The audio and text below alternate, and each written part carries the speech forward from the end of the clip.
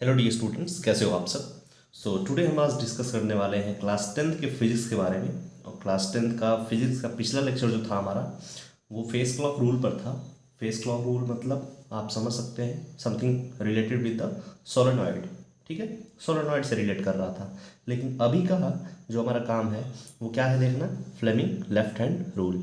ठीक है, अगला जो हमारा टॉपिक है क्लास टेंथ से बेसिक के अंदर, वो है फ्लेमिंग लेफ्ट हैंड रूल। आखिर हम बात करें अगर फ्लेमिंग लेफ्ट हैंड रूल पे, तो हम पढ़ते क्यों हैं फ्लेमिंग लेफ्ट हैंड रूल, पहले तो हमें ये समझना होगा। उसके बाद हम चलेंगे और समझेंगे that what is a Fleming left hand rule.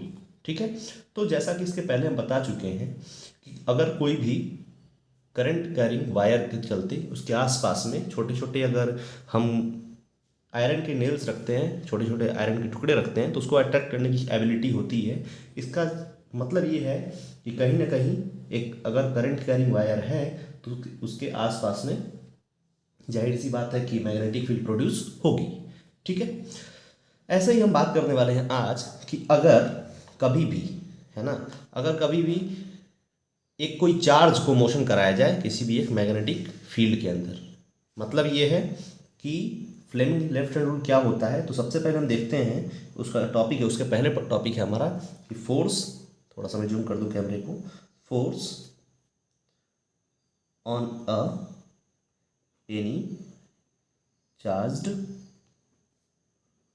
Particle, forced on any charge particle, है ना, moving in a magnetic field, moving in a magnetic field. ठीक है, मतलब कि हम देखने वाले हैं कि किसी भी चार्ज पार्टिकल के ऊपर, है ना, फोर्स कितना लगता है जब उसको एक मैग्नेटिक फील्ड में मूव कराया जाता है तब। ठीक है, तो सबसे पहले हम बना रहे हैं क्या चीज़, मैग्नेटिक फील्ड। तो हमारे पास ध्यान देखिएगा, ये रही मैग्नेटिक फील्ड की लाइंस। ठीक है, हाँ, मैग्नेटिक फील्ड लाइंस ये रही। खैर, मैग्नेटिक फील्ड को हम तीन तरीके से रिप्रेजेंट करते हैं, इसके पहले हम पढ़ चुके हैं।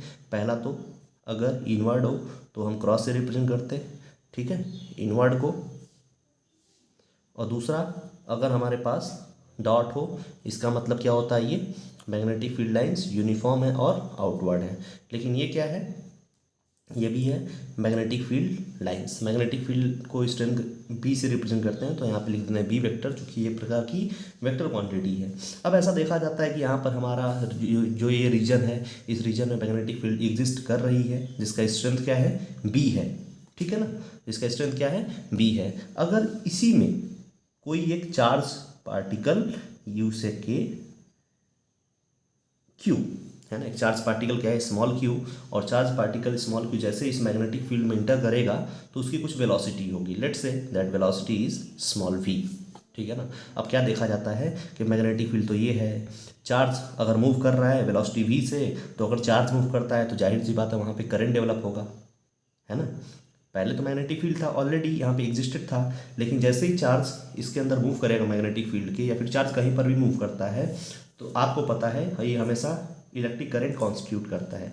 तो whenever that charge small q moves with the velocity some, let's say that small v, then it will constitute on electric current, एक इलेक्ट्रिक करंट सेटअप करेगा, और वो इलेक्ट्रिक करंट उसके अगल बगल के रीजन्स में मैग्नेटिक फील्ड जनरेट करेगी। अब एक मैग्नेटिक फील्ड हमारी ये ऑलरेडी एग्जिस्टेड थी, और एक मैग्नेटिक फील्ड ये चार्ज के मोशन करने से बना। अब दोनों मैग्नेटिक फील्ड एक दूसरे पर क्या लगाएंगी, फोर्स लगाती हैं। तो ये तो हमारा मैग्नेटिक फील्ड है, लेकिन इस पर भी फोर्स लगेगा और इस चार्ज पे भी फोर्स लगेगा, लेकिन ओवरऑल जो रिजल्टेंट आएगा वो चार्ज पे ज़्यादा अप्लाई होगा, क्योंकि चार्ज का मास बहुत कम है as compare to the magnetic field. ठीक है, आई बात समझ में। तो सबसे पहले ये देखा गया था किसके द्वारा, लॉरेंज के द्वारा। किसके द्वारा, लॉरेंज के द्वारा, है ना। तो इसको हम बोलते हैं, अब एक साइंटिस्ट थे, है ना, जिनका नाम था एंटून लॉरेंज। ठीक है, एंटून लॉरेंज थे, और इन्होंने ही बताया था फोर्स ऑफ लॉरेंज के द्वारा, फोर्स ऑफ लॉरेंज बताया था, या फिर इसको बहुत लोग लॉरेंज फोर्स भी बोल देते हैं। ठीक है, अब इन्होंने क्या बताया कि अगर इस पर देखा जाए, है ना, अगर हम देखें कि क्या बोला गया, if any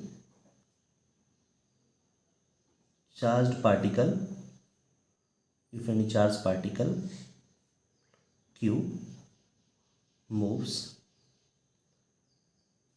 in a magnetic field, let's say B, है ना, with a velocity of small v, है ना, स्मॉल v के साथ अगर कोई चार्ज q मूव कर रहा है मैग्नेटिक फील्ड B के अंदर, है ना, so that charge particle, that you can say that charge particle, मैं थोड़ा सा इसको शिफ्ट कर लेता हूँ ऊपर, एक minute, can say that charge particle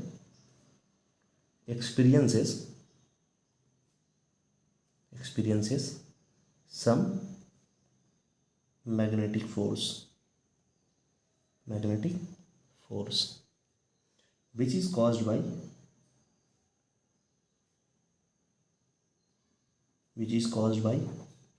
magnetic field which is B। ठीक है, इतना चीज़ आप समझ सकते हैं।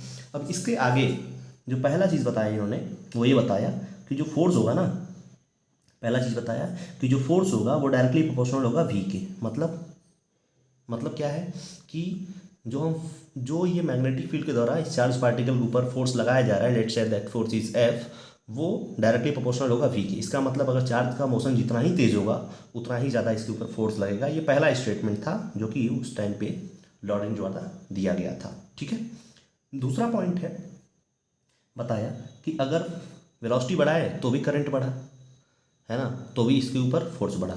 दूसरा स्टेटमेंट बताया गया कि अगर, है ना, अगर क्या बढ़ाया जाए, मैग्नेटिक फील्ड बढ़ाई जाए यानी बी बढ़ाया जाए तो भी फोर्स की वैल्यू बढ़ेगी। अब क्यों बढ़ रहा है, ध्यान से थोड़ा सा कॉन्सेप्ट अच्छे से समझेंगे तो समझ में आएगा। ध्यान से सुनिए मेरी बातों को। मेनली ये मैग्नेटिक फील्ड इसके द्वारा जनरेट हो रही है जो कि बी है, और एक मैग्नेटिक फील्ड चार्ज क्यू के द्वारा जनरेट हो रही है जब ये मोशन कर रहा है तब।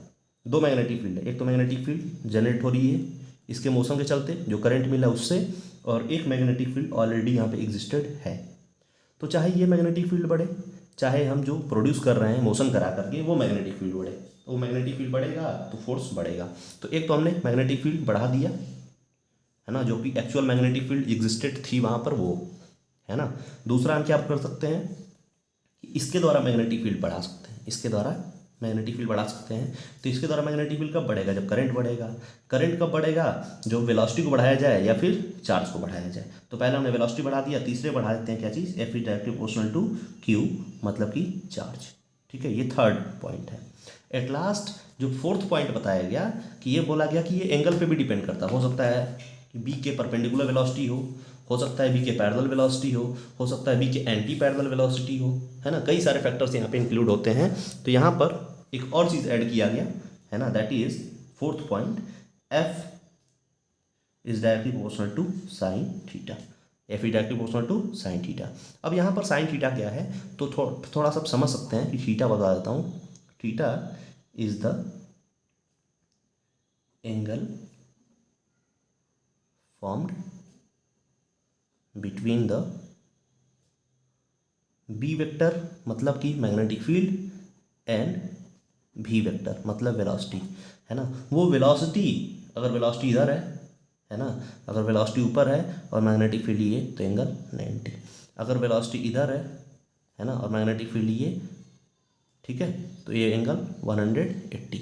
आई बात समझ में। और अगर ऐसे ही जिधर वेलोसिटी है ना, जिधर मैग्नेटिक फील्ड है उधर ही वेलोसिटी है तो उस कंडीशन में एंगल 0 डिग्री। ठीक है, तो चार फैक्टर्स हमने बता दिया। पहला जो F लगेगा यानी फोर्स लगेगा वो किस पे, उस चार्ज पर, किसके द्वारा, तो मैग्नेटिक फील्ड के द्वारा। कितना लग रहा है, directly proportional to V, directly proportional to B, directly proportional to Q and directly proportional to sine theta. अब सारे फैक्टर्स को कंबाइन कर दिया गया, और जब सारे फैक्टर्स को कंबाइन किया गया तो फिर वैल्यू क्या मिली, ध्यान से समझें आप, है ना। मैं स्पेस को हटा दूँ, है ना, आप साथ साथ में लिखते रहिएगा, कोई दिक्कत होगी बताइएगा आप मुझे, ठीक है, कमेंट बॉक्स में।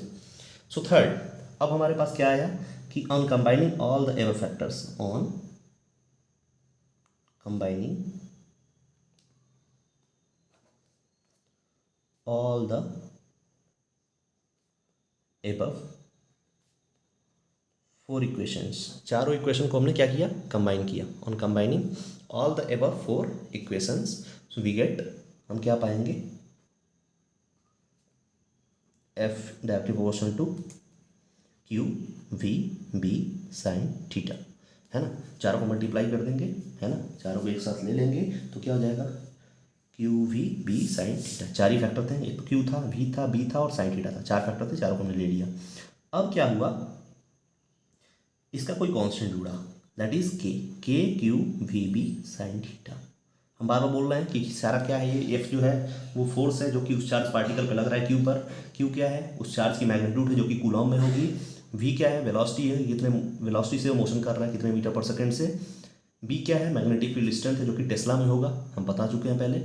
साइन थीटा क्या है, तो थीटा एक प्रकार का एंगल है जो कि फॉर्म हो रहा है वेलोसिटी के बीच में, वेलोसिटी किधर जा रही है उसके बीच में, और मैग्नेटिक फील्ड बी के बीच में, ठीक है। अब सिंस यहाँ पर जो के की वैल्यू रखी गई वो क्या रखी गई, कांस्टेंट की वैल्यू 1 रखी गई, then our formula is defined by Q V B sine theta, ठीक है, Q V B sine theta. अब देखो ये तो फार्मूला मिल चुका है ना। आप सबको ये आसान लग रहा होगा, और ये हम एक्चुअल में पढ़ क्या रहे हैं, तो पढ़ रहे हैं हम फ्लेमिंग लेफ्ट हैंड रूल। तो Q V B sine theta मिला, आई बस समझ में। अब आगे चलते हैं, तो इसके 2-3 स्पेशल केसेस देख लेते हैं। 2-3 स्पेशल केसेस का मतलब कि पहला केस 1 है, केस वन का मतलब कि when theta equals to 0, theta 0 कब होगा, तो थीटा 0 कब होगा, तो जब बी भी इधर ही हो, है ना, जिधर मैग्नेटिक फील्ड हो उधर वेलोसिटी भी हो, है ना। तो जिधर मैग्नेटिक फील्ड है उधर ही वेलोसिटी है, तो एंगल क्या मिलेगा भाई, 0 मिलेगा। तो एंगल अगर 0 डिग्री हो रहा है ना, तो F equals to Q V B into sine 0, है ना। अगर साइन 0 की वैल्यू किसी को नहीं पता है तो मैं बता दूँ, साइन 0 की वैल्यू जो होती है वो एग्जैक्टली 0 होती है, ठीक है, ध्यान से समझें। तो इस पर कोई फोर्स नहीं लगेगा, यानी एफ इक्वल्स टू क्या मिलेगा, 0। कब, जब जिधर मैग्नेटिक फील्ड है उधर ही उस पार्टिकल क्यू की वेलोसिटी हो रही है तब। केस 2 बनाइए आप, है ना। दूसरा केस बनाते हैं, केस 2। केस 2 बना लेते हैं कि when theta equals to 90 degree, जब थीटा क्या हो 90 डिग्री, मतलब कि अगर बी इधर है तो वी या तो नीचे हो तो भी एंगल 90 मिलेगा, है ना, और अगर ऊपर तो भी एंगल 90। ये आगे जाकर आप पढ़ेंगे कि थोड़ा सा वेरिएशन आ सकता है आगे जा कर के, है ना, बट ओवरऑल मैं परपेंडिकुलर का केस बता रहा हूँ कि अगर वी और बी दोनों एक दूसरे पे परपेंडिकुलर हो, उस कंडीशन में क्या अराइज होगा, ठीक है, उस कंडीशन में क्या अराइज होगा उसकी बात कर रहे हैं। चलो देखो आप कि जब ये परपेंडिकुलर केस है ना, तो क्यू वी बी, है ना, साइन 90, साइन 90 की वैल्यू क्या हो जाएगी 1, तो ओवरऑल फोर्स क्या लगेगा, क्यू वी बी। तो मैक्सिमम फोर्स क्या लग सकता है, क्यू वी बी, ये मैक्सिमम फोर्स है, ये क्या है, मैक्सिमम फोर्स है। तो ज़्यादा फोर्स कब लगेगा, ज़्यादा फोर्स कब लगेगा, क्यू वी बी केस में जब एंगल क्या मिले 90 मिले। और मिनिमम फोर्स कितना लगेगा, तो ये रहा, ये है ना, ये रहा मिनिमम फोर्स, ठीक है, ये रहा मिनिमम फोर्स। एक और केस है, बहुत सारे अलग अलग 60 के लिए केस बन जाएगा आपका, फिर 30 के लिए केस बन जाएगा आपका, है ना। इस बार इसको मैं ओवरव्यू करा दूँ तो ये सारा कुछ रहा आपका, है ना, ये लास्ट नीचे तक और फिर से इधर से, ठीक है। चलो खैर ये तो हमारी बात हो गई, लेकिन हमारी एक बात नहीं हुई है जो हमारा मोटिव था। हमारा मोटिव क्या था, तो मोटिव यहाँ पे हमने आपको बताया था कि हमें पढ़ना क्या है इसके अंदर, तो फ्लेमिंग लेफ्ट हैंड रूल पढ़ना है। क्या पढ़ना है, फ्लेमिंग लेफ्ट हैंड रूल पढ़ना है, और ये तो हमने पढ़ा ही नहीं अभी तक, ठीक है। अब हम बात करने वाले हैं कि फ्लेमिंग लेफ्ट हैंड रूल होता क्या है। तो हमें पता चल गया कि ये फोर्स निकल गया, है ना। लेकिन आपको ये बात अच्छे से 9th में बताई गई होगी कि फोर्स एक प्रकार की वेक्टर क्वांटिटी है। जब फोर्स एक प्रकार की वेक्टर क्वांटिटी है तो it have must be magnitude as well as direction, है ना। We know that force is a vector quantity. Force क्या एक प्रकार की वेक्टर क्वांटिटी है, फोर्स क्या है, वेक्टर क्वांटिटी है। सो we have magnitude but not direction till now, अभी तक हमारे पास मैग्नीट्यूड तो आ चुका है बट डायरेक्शन नहीं आई है। क्या डायरेक्शन कोई बता सकता है? कोई यहाँ से किस डायरेक्शन में ये फोर्स लग रहा है, जो इतने मैग्नीट्यूड का फोर्स लग रहा है वो किस डायरेक्शन में लगा है? कोई नहीं बता सकता, ठीक है ना। तो मैग्नीट्यूड तो पता चल गया, हाँ भाई Q V V sine theta होता है, लेकिन direction of force can't be defined from this given data.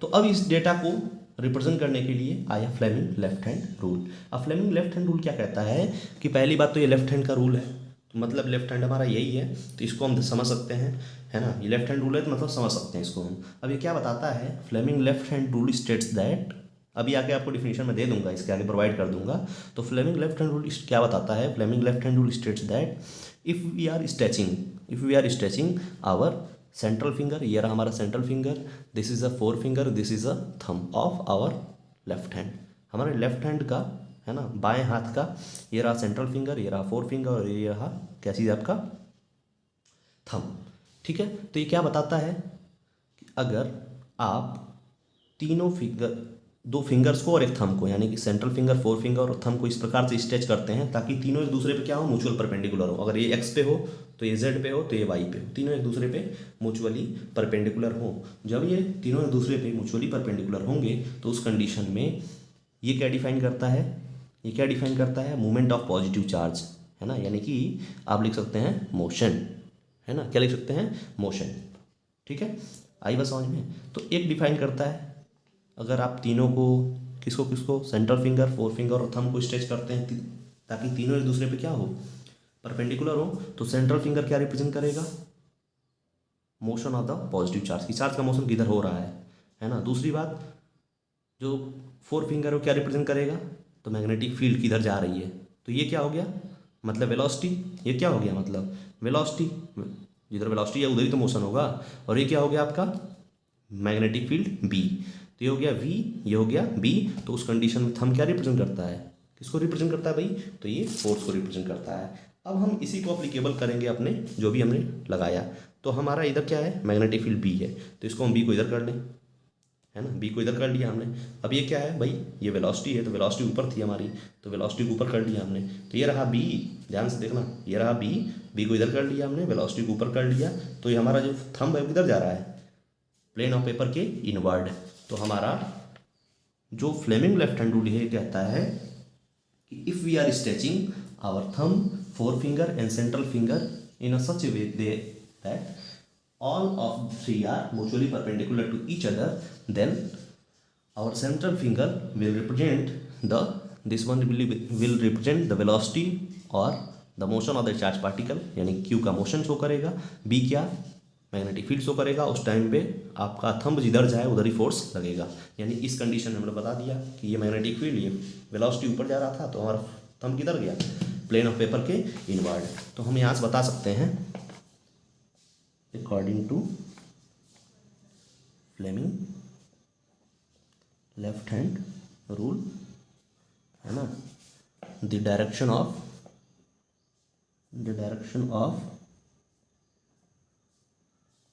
magnetic force on that charge particle Q, क्या बोला, the direction of the magnetic force की डायरेक्शन लग रही है किस पे, on the charge particle Q will be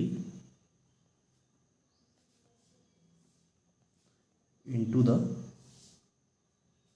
plain of paper. Plane of paper के into का मतलब प्लेन ऑफ पेपर के अंदर, यानी ये प्लेन है, इस पेपर प्लेन ऑफ पेपर के अंदर डायरेक्शन में। अगर बाहर निकले, ये बाहर आए तो बोल सकते हैं आउटवर्ड, या फिर लेफ्ट राइट अप डाउन, ये सब हम कैरी आउट कर सकते हैं, ठीक है। तो अगर ये वीडियो अच्छी लगी आपको तो लाइक करना ना भूलें, और अगर कुछ चीज़ समझ में नहीं आई इनसे रिगार्डिंग, है ना, तो भी आप कमेंट कर सकते हैं, मैं आपका डाउट ज़रूर क्लियर करूँगा कमेंट बॉक्स के अंदर, ठीक है। और इसको आप, अगर आप मेरे स्कूल के स्टूडेंट हैं और इसको आप वॉच आउट कर रहे हैं तो आप इसको एज अ नोट्स प्रिपेयर कर सकते हैं अच्छे तरीके से, है ना। तो सारा मैंने अरेंज मैनर में बना दिया। अभी आपको स्क्रीन पे शो होगा फ्लेमिंग लेफ्ट हैंड रूल, उसको ध्यान से समझ लेंगे, पढ़ लेंगे आप, ठीक है। Thank you so much.